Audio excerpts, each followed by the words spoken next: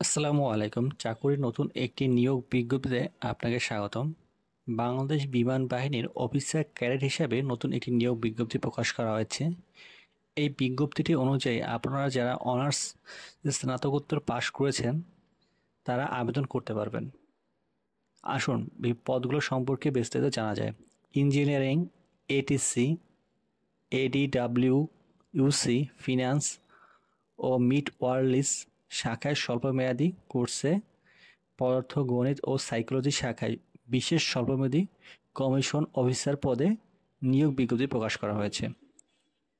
এখানে পদগুলো সম্পর্কে জানা যাক। প্রথম পদটি হচ্ছে ইঞ্জিনিয়ারিং, দ্বিতীয়টি হচ্ছে এটিসি, তৃতীয় পদটি হচ্ছে ফিনান্স, চতুর্থ পদ হচ্ছে মিড ওয়ার্ল্ডস শিক্ষাগত যোগ্যতা পদার্থ গণিত ও সাইকোলজি বিভাগে থেকে। ইঞ্জিনিয়ারিংয়ের ক্ষেত্রে আপনাকে মাধ্যমিক উচ্চ মাধ্যমিকে সিজিপিএ 4.50 থাকতে হবে দুটাই, এবং পদার্থ গণিত রসায়নে গ্রেড বি থাকতে হবে, এবং পদার্থ গণিত রসায়ন ন্যূনতম বি গ্রেড থাকতে হবে, এবং যে কোনো শিক্ষিত বিশ্ববিদ্যালয় হতে যন্ত্র প্রকৌশল, তড়িৎ ইলেকট্রনিক প্রকৌশল, তড়িৎ ইলেকট্রনিক্স কমিউনিকেশন প্রকৌশল, কম্পিউটার প্রকৌশল, অ্যারোনটিক্যাল এবং কেমিক্যাল ধাতুবিদ্যা প্রকৌশলে সিজিপিএ 4-এর ভিতরে আপনাকে 3 থাকতে হবে। এখানে প্রত্যেকটিতেই কিন্তু আপনার উল্লেখ করা হয়েছে সিজিপিএ অনার্সে 4-এর ভিতরে আপনার 3 থাকতে হবে, তাহলে আপনি আবেদন করতে পারবেন। এটিসির ক্ষেত্রেও এখানেও সেম, মাধ্যমিক উচ্চ মাধ্যমিক আপনাকে 4.5 থাকতে হবে, এবং বি গ্রেডের নিচে থাকা যাবে না কোনো সাবজেক্টে, এবং শিক্ষিত বিশ্ববিদ্যালয় হতে বিএসসি ও পদার্থগণিতে আপনাকে 4-এর ভিতরে 3 পয়েন্ট থাকতে হবে। ফিনান্সের ক্ষেত্রেও মাধ্যমিক উচ্চ মাধ্যমিকে 4.50 থাকতে হবে, এবং গ্রেড বির নিচে থাকা যাবে না, এবং অনার্সের ক্ষেত্রে আপনাকে 3 পয়েন্ট সিজিপি থাকতে হবে 4-এর ভিতরে।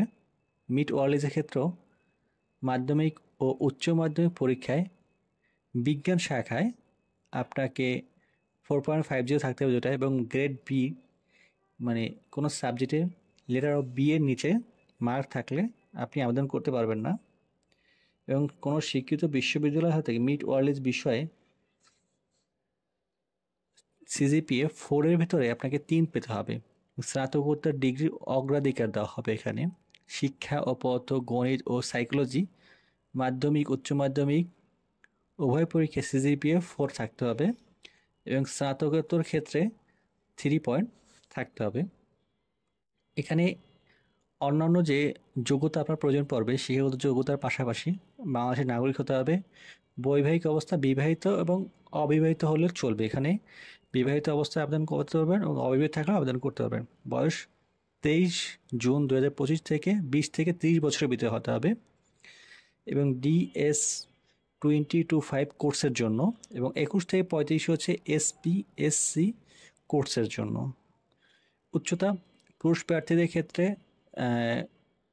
6 ফিট 4 ইঞ্চি, মহিলা প্রার্থীদের 6 ফিট 62 ইঞ্চি, পুরুষের ক্ষেত্রে 64 ইঞ্চি, বুকের মাপ 32, প্রসারিত অবস্থায় 2 ইঞ্চি বাড়বে, মহিলাদের ক্ষেত্রে 28, প্রসারিত অবস্থায় 30 হবে। ওজন, বয়স ও উচ্চতা অনুযায়ী। চোখের দৃষ্টি এটিসির ক্ষেত্রে 6/12, ফিনান্স ও বিজ্ঞান অনুসারে 6/36 থাকতে হবে। এখানে অফিসার পদে যখন আপনি আবেদন করবেন, আবেদনে যে কী কী সুবিধা পাবেন: বেতন ভাতা পাবেন, প্রশিক্ষণকালীন চলাকালীন সময় আপনি 10,500 টাকা করে বেতন ভাতা পাবেন।